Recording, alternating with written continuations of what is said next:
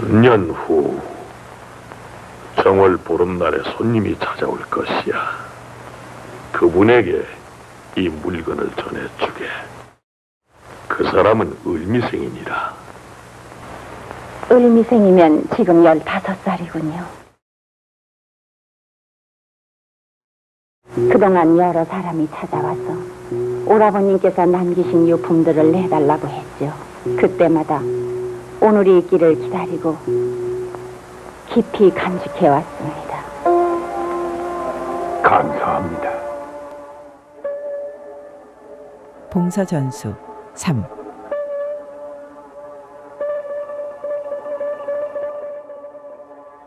도주께서 다음 해 정월 보름에 이치복을 앞세우고 정읍마동 김기부의 집에 이르러 대사모님과 상제의 누이 동생 선돌부인과 따님 수님을 만나셨도다. 선돌부인은 특히 반겨 맞아들이면서 상제께서 제세시에 늘 을미생이 정월 보름에 찾을 것이로다 라고 말씀하셨음을 아뢰이니라. 부인은 봉서를 도주께 내어드리면서 이제 내가 맡은 바를 다 하였도다 하며 안심하는도다. 도주께서 그것을 받으시고 이곳에 보름 동안 머무시다가 황새마을로 오셨도다. 지난 회에서는 봉서 전수와 관련된 인물인 이치복을 통해 당시의 상황을 재구성하여 그 첨부성을 밝힌 바 있다. 이번 회에서는 정읍 마동 김기부의 집에 얽힌 여러 전승과 사실들을 통해 봉서 전수의 첨부성을 드러냄과 동시에 전경의 정확성을 확인해 보고자 한다. 지난 회와 내용상 중복되는 부분이 있지만 당시의 상황을 정확히 이해하기 위해서는 필수적인 부분이기에 독자들의 양해를 구한다. 정읍 마동. 도주님께서는 정읍 마동의 김기부의 집에서 선돌 부인으로부터 봉서를 전해받으셨다. 정읍 마동은 현재 전북 정읍시 북면 화해리 조동 마을에 속한다. 화해리는 본래 고북군 우일면이었는데 1914년 행정구역 개편에 따라 인근의 화야리, 가전리, 순목리, 조동, 부동, 마동과 정읍군 북면 한교리 일부가 합쳐져서 우순면에 편입되었고 이후 1935년 행정구역 개편 때 북면에 편입되었다. 따라서 상제님 제세 시에는 고북군 우일면 마동이었다. 마동은 상제님 생가인 갱망리에서 동남쪽으로 약 4.3km에 위치했다. 지형이 말처럼 생겼다고 해서 마동이라고 했는데 동쪽에는 조동, 즉 말구유를 의미하는 마을이 있었다. 말이 음식을 먹는 모양이 마동의 형국임을 알 수 있다. 마동은 매봉제라는 언덕의 남쪽 기슭에 있었는데 매봉제에는 예부터 복치열이 있다고 전해졌다. 복치열은 꿩이 숲속에 엎드린 채 알을 품은 형국이다. 여러 위험으로부터 새로운 탄생의 씨앗을 소중하게 지킬 수 있는 혈이 있는 마동에 상제님께서 선돌부인을 거처하도록 하신 뜻을 또한 엿볼 수 있다. 조선시대 후반에는 각 성씨 한자의 음이나 모양에 연관하여 동물에 비유하는 풍속이 있었는데 예를 들면 강씨는 그 음을 따서 강아지 강, 정씨는 그 글자 모양이 당나귀와 같다고 해서 당나귀 정으로 불린 것 등이다. 그렇다면 마동이 뜻하는 말은 어떤 성씨로 비유되었을까? 도전님께서는 마동의 말은 조씨를 말합니다. 조씨를 말이라 했다. 라고 알려주셨다. 조씨가 말에 비유된 기원을 정확히 알 수는 없다. 일설에는 한국의 토종말이 조랑말이었고 조씨와 조랑말의 첫 음이 같았기 때문이라고 한다. 하지만 이를 입증해주는 명확한 근거는 없다. 달리 추측해 볼 수 있는 것은 다른 한자의 조씨와 구별하기 위해서 조를 말에 비유했을 가능성이다. 즉 정씨의 경우 정씨를 고물의 정씨, 정씨를 당나귀 정으로 구분하는 것처럼 두 조씨 중에서 조씨를 말 조씨라 했을 가능성이다. 조의 뜻을 담당하는 부수글자인 달릴주가 말의 특징과 관련되어 있어 말에 비유하면 다른 조씨와 뚜렷이 구별할 수 있기 때문이다. 연유를 정확히 알 수는 없지만 상제님 제세 시 말이 조씨를 상징했다는 것은 분명하다. 따라서 상제님께서 화천하시기 전 선돌 부인의 거처를 마동에 마련하고 봉서를 전하시며 을미생이 정월 보름에 찾을 것이로다. 라고 하신 것은 정월 보름에 찾아올 을미생이 조씨 성을 가졌다는 것을 암시해 주신 것이다. 김기부의 집. 김기부의 집은 마동 가장 북쪽에 있었다. 현재 집원 주소는 화해리 349번지이다. 1914년에 이루어진 토지조사에 따르면 실제 이 집원의 명의자는 옆 마을인 남산리에 살던 홍순팔로 되어 있지만 개인 재산이 아닌 종중 재산이었다. 이후 여러 차례 소유권이 이전되었지만 김기부와는 관계없다. 김기부의 가족이 이 집원에 있는 가옥을 얻어 살고 있었을 뿐 소유주가 아니었다는 것을 알 수 있다.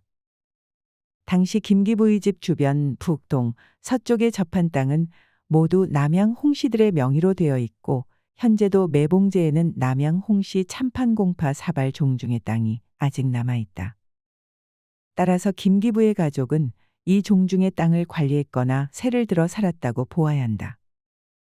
선돌 부인을 비롯한 상제님의 유족 또한 남양홍씨 종중의 가옥을 얻어서 거주했다고 볼 수 있다.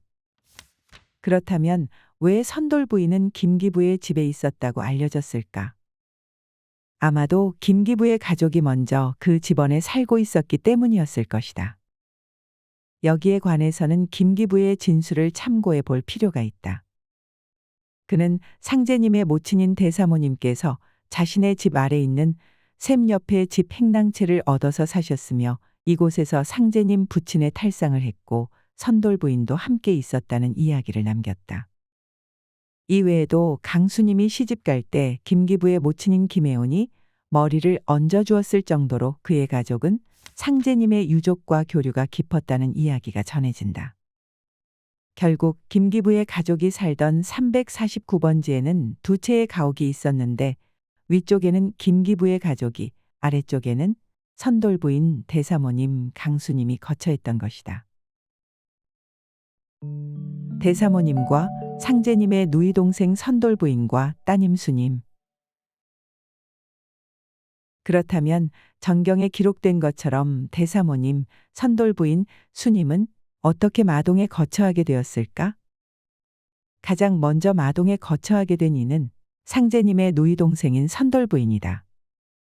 선돌 부인은 두승산 서남쪽에 있는 입성리의 박창국에게 출가하였으나 소생이 없다는 이유로 소박당하였고 상제님의 주선으로 1908년 말부터 정읍 마동에 살았다. 상제님께서는 1908년 가을 마동 동북 방향으로 5km 정도 떨어진 고부 학동에 계셨는데 그곳에서 며칠을 머무시다가 떠나실 때 박공우에게 나의 이번 길은 한 사람의 절을 받기 위함이니 이 절이 천하에 널리 미치리라고 하셨다. 이때 마동으로 오셔서 집 한 채를 마련하셨다고 추측된다. 갱망리에 계셨던 대사모님은 1916년 12월 상제님의 부친께서 별세하신 뒤 1917년 말이나 1918년 초 마동으로 거처를 옮기신 것으로 추측된다. 상제님 부친 별세 후 강수님은 혼약을 한 양씨 집으로 갔고 정씨 부인도 갱망리를 떠났기에 연로한 대사모님이 홀로 지내시기 어려워졌기 때문이다. 강수님은 1917년 초에 혼약한 양씨 집으로 가 있다가 1918년 8월경 돌아왔는데 대사모님과 선돌 부인이 있던 마동으로 합류했다고 보아야 한다. 1918년 초에 대사모님이 정읍 마동으로 오셨다는 김기부의 진술이 전해지고 있고 10월에는 갱망리 가옥의 소유권도 이전되기 때문이다. 1925년의 기록인 무국대도교 개왕에도 1918년 상제님의 유족이 마동에 있었다고 기록되어 있다. 이미 출가한 선돌 부인을 제외한다면 상제님의 유족인 대사모님은 왜 대대로 살던 동네를 떠나 마동으로 거처를 옮기게 되었을까? 단순히 상제님 부친께서 별세하셨고 선돌 부인이 마동에 살고 있었기 때문이라고 보기는 어렵다. 당시의 풍속으로 본다면 상중의 대사모님이 대대로 살던 동네를 떠나 홀로 된 딸이 사는 집으로 거처를 옮기고 혼약을 한 조카가 소박당한 고모와 함께 산다는 것은 쉽지 않은 일이기 때문이다. 이것은 상제님 제세 시에 이미 유족은 생가를 떠날 수밖에 없었고 상제님 화천 후에는 생활고에 시달렸다는 사실을 알아야만 이해할 수 있는 일이다. 정경에는 1904년 1월 상제님 가족이 전주 화전면 화정리의 이경호의 좁은 방에 이사하여 살고 있었다는 기사가 있다. 이는 상제님 가족이 늦어도 1903년 말 생가를 떠나 남의 집에 살고 있었다는 것을 보여준다. 이와 관련되어 상제님께서 가족들에게 이사하신다고 하시면서 길을 나서게 하셨다가 재물을 주변에 나눠주고 가족을 셋집에서 지내게 하는 공사를 보셨다는 전승이 있다. 이 전승은 신빙성이 크다.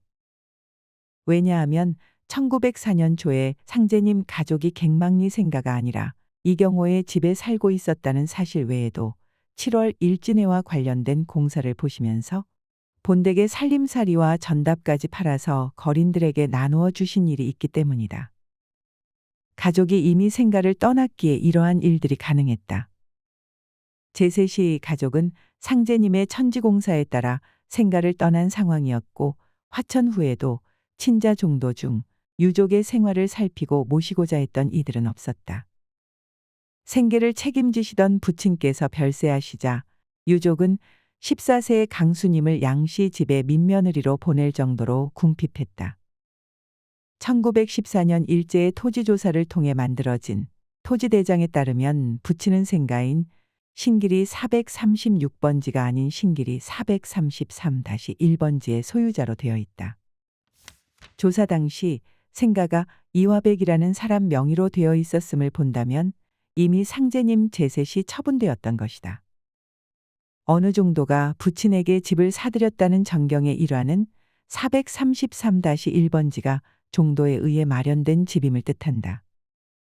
상제님 제세시였던 1903년 말부터 천지공사에 따라 상제님 가족은 생가를 떠나 여러 곳을 전전하다가 종도가 마련해준 신길이 433-1번지에 살고 있었다는 사실을 기억할 필요가 있다.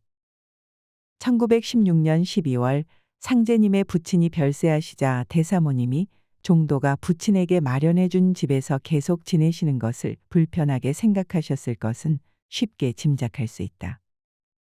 딸인 선돌 부인이 홀로 살고 있었던 정읍 마동이 오히려 대사모님에게는 마음 편히 있을 수 있는 곳이었으리라. 그래서인지 대사모님은 1918년 초 정읍 마동으로 거처를 옮기시고 10월에는 433-1번지의 소유권을 신길이 536-1번지에 살던 김성현에게로 이전했다. 이것은 상제님 제세 시 부친에게 집을 마련해 준 이가 김성현일 가능성을 시사한다. 김성현은 갱망리에 살던 상제님의 종도로 전해지는데 본관은 의성이다. 김기부의 모친인 김혜운의 본관도 의성으로 알려져 김성현은 김기부의 외가 쪽 친족일 가능성이 있다. 선돌부인. 선돌부인의 본명은 유리다. 1880년에서 1881년쯤 태어났고 1942년 별세했다고 알려져 있다. 상제님께서 천지대도를 여시기 전에 입성리 박창국에게 출가하였기에 선돌댁 또는 선돌부인으로 불렸다. 소생이 없다는 이유로 소박당했는데 상제님께서 박창국의 집에서 선돌부인을 만난 시점이 1905년 8월경이고 1908년 말 정읍 마동에 선돌부인의 거처를 마련해 주셨다고 전해지므로 1906년에서 1908년 사이에 홀로 살게 되었다고 볼 수 있다. 상제님과 선돌부인이 관련된 일화 중 전해지는 것은 다음이 유일하다. 상제께서 부안을 거쳐서 고부 입성리 박창국의 집에 이르러 수둥다리병으로 며칠 동안 신고하셨도다. 이때 상제의 누이가 되는 창국의 부인이 맨발로 풀밭에 다니는 것을 보시고 이 근처에 독사가 있으니 독사가 발을 물면 어찌하느냐 고 걱정하시고 상제께서 길게 휘파람을 부시니 큰 독사 한 마리가 담장 밖에 풀밭에서 뜰 아래로 들어와 머리를 드니라. 이때 창국이 바깥에서 들어오다가 독사를 보고 크게 놀라서 짚고 있던 상장으로 뱀을 쳐 죽였도다. 이것을 보시고 독사해, 독사해, 상인견지 상장 타살, 도승견지 선장 타살, 누이는 상장도 선장도 없으니 무엇으로써 독사를 제거하리요? 라고 말씀하시고 누이가 맨발로 땅에 묻어있는 피를 밟으면 해를 볼까봐 손수 그것을 밟아서 도끼를 제거하셨도다. 위의 기사는 선돌 부인이 독사로부터 해를 입을 수 있음을 걱정하셔서 상제님께서 친히 도끼를 제거하시고 수둥다리병으로 신고하셨다는 일화이다. 여러 가지로 해석할 수 있겠지만 앞으로 선돌 부인이 겪을 위험을 상제님께서 친히 제거하는 도수로도 볼 수 있다. 이렇게 볼 때 주목할 점은 도주님께 봉서를 전할 책임을 맡은 선돌 부인의 처지에 대해서 상제님께서 상장과 선장이 없다고 하셨다는 사실이다. 그렇다면 상장과 선장이 없다는 것은 무엇을 의미할까? 상장은 직계 존속의 상에서 상주들이 드는 지팡이다.